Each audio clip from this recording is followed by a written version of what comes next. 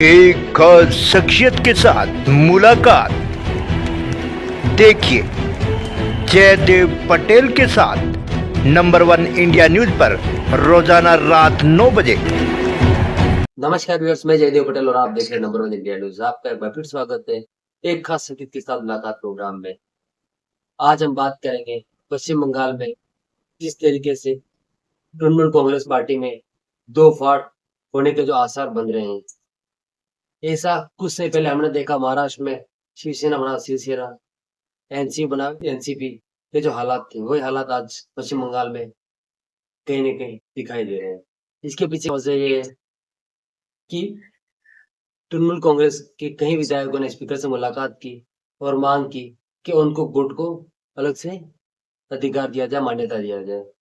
ऐसे में स्पीकर के पास में किस तरीके का पावर होता है और स्पीकर के पावर को क्या सुप्रीम कोर्ट में चुनौती दी जा सकती है? नहीं तामतर बात के लिए हमारे साथ खास सामान है सुप्रीम कोर्ट के वकील और साथ ही संविधान और कानून के जानकार फुजैल खान। फुजैल खान जी, आपका बहुत स्वागत है आज हमारे प्रोग्राम में।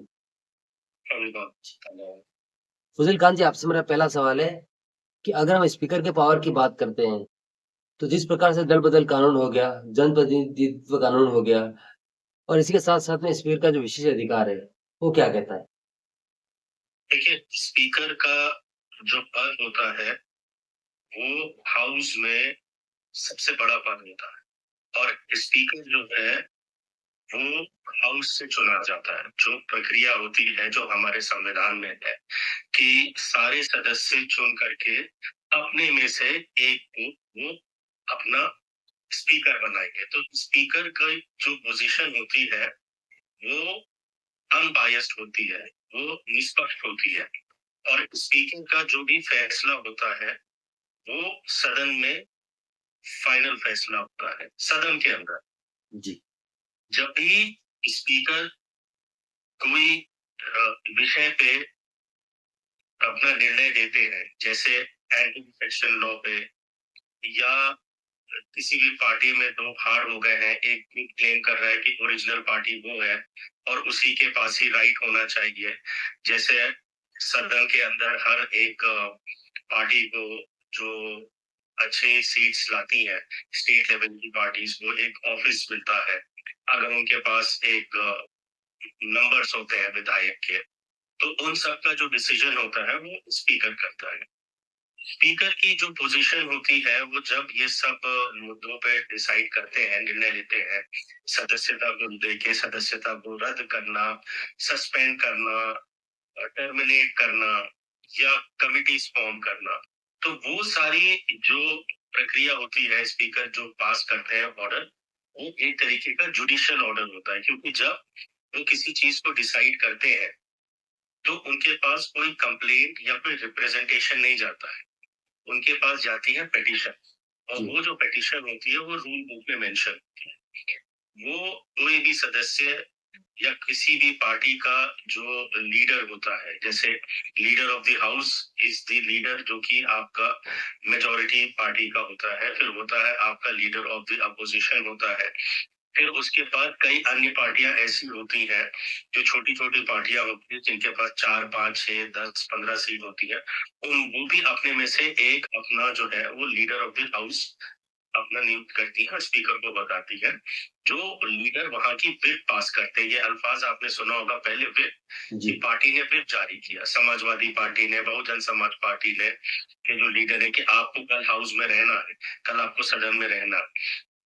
तो स्पीकर का जो पद होता है वो अपने आप में ही एक पूरा का पूरा डिपार्टमेंट होता है। तो स्पीकर जब किसी मुद्दे पे, खास तौर से सस्पेंशन पे, टर्मिनेशन पे या पार्टी से जो डिफेक्ट कर गया है एंटी डिफेक्शन लॉ पे, जो सब या पीपल्स रिप्रेजेंटेशन एक्ट को लेकर के जो सबसे पहला जो फैसला सुनाता है वो स्पीकर सुनाते हैं। और जब वो ये फैसले सुनाते हैं तो वो एक जुडिशियल बॉडी के रूप में काम करते हैं। तो उन फैसलों की अगर चुनौती होती है तो वो संवैधानिक कोर्ट्स में होती है। अब संवैधानिक कोर्ट कौन से होते हैं? वो हाई कोर्ट होता है और वो सुप्रीम कोर्ट होता है जी। लेकिन पिछले कुछ सालों से ये चलन चल रहा है कि स्पीकर के फैसले डायरेक्ट सुप्रीम कोर्ट में उनको चुनौती दी जाती है और सुप्रीम फुजैल खान जी, मेरा अगला सवाल भी इसी के रिगार्डिंग है कि जो स्पीकर होता है वो कहीं न कहीं सदन का सर्वे सर्वा होता है। ऐसे में जी अगर उनके द्वारा कोई फैसला सदन के भीतर लिया जाता है, तो क्या उसको सुप्रीम कोर्ट में चुनौती दी जा सकती है? देखिए, ऐसा जब हमारा संविधान बना था, उस समय उस संविधान में कई सारे शेड्यूल होते हैं।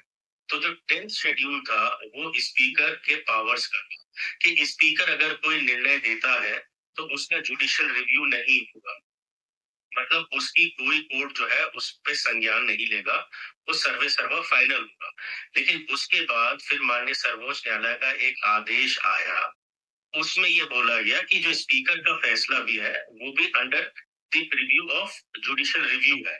मतलब उस फैसले की भी न्यायिक समीक्षा हो सकती है और होती भी है। जी।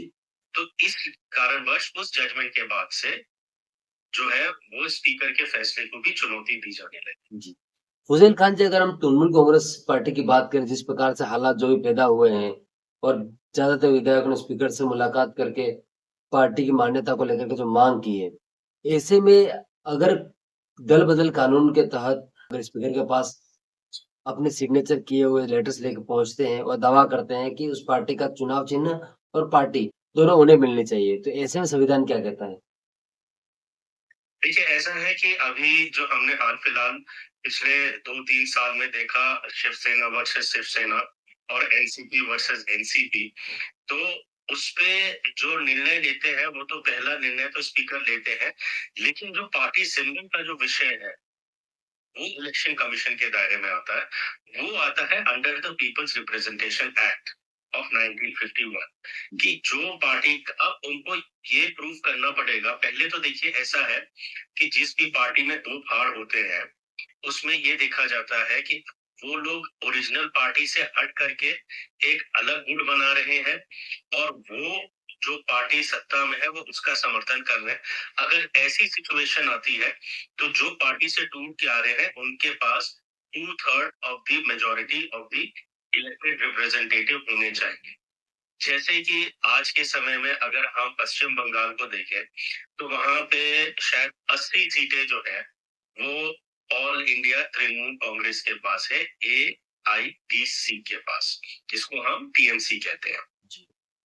80 सीटें हैं, तो 80 का जो 2/3 हो गया, वो लगभग लगभग 46-47 के आसपास होगा।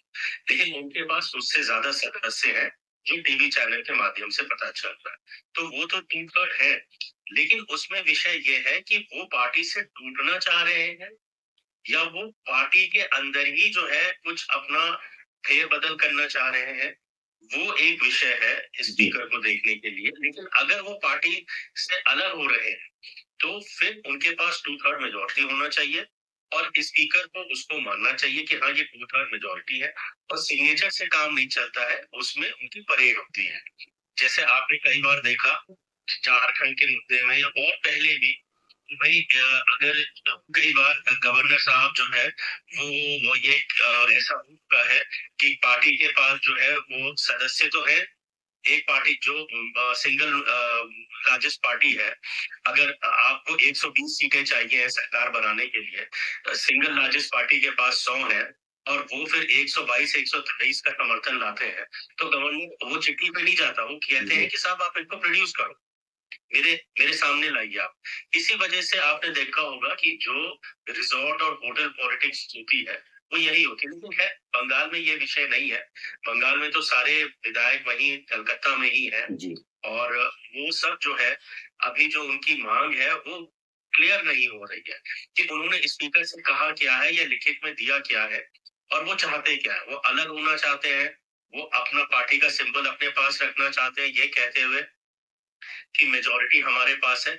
लेकिन जब आप किसी पार्टी के बारे में डिसाइड करते हैं, तो पार्टी के बारे में डिसाइड करना सिर्फ स्पीकर और गवर्नर के दायरे में नहीं है।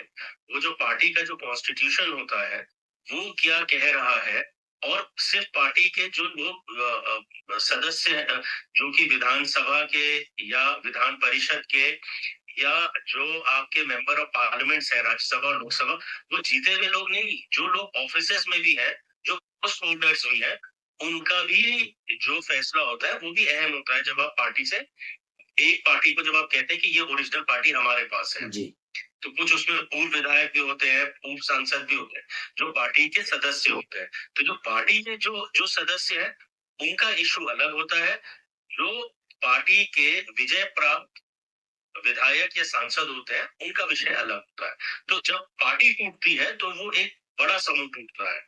उसमें जीते हुए लोग भी होते हैं, उसमें पोस्ट होल्डर्स भी होते हैं, उसमें सदस्य भी होते हैं पार्टी के। जैसे फॉर एग्जाम्पल अगर हम देखें कि भाई 80 विधायक टीएमसी के पास है और लगभग लगभग दोनों सदनों को मिला करके 50-55 सांसद है, तो वो अकेले पार्टी नहीं तोड़ देंगे। पार्टी को अब तोड़ने मतलब वो पार्टी का अपने आप ही सिंबल नहीं ले लेंगे। जो जी। पार्टी के जो सदस्य है, वो हो सकता है 10,000 हो, 15,000 हो, 25,000 हो, उनका भी जो है वो निर्णय महत्व रहता है पार्टी के सिंबल को डिसाइड करने के लिए। फुज़ैल खान जी, आपने हमारे लिए समय निकाला, उसके लिए आपका बहुत-बहुत धन्यवाद। जी, धन्यवाद।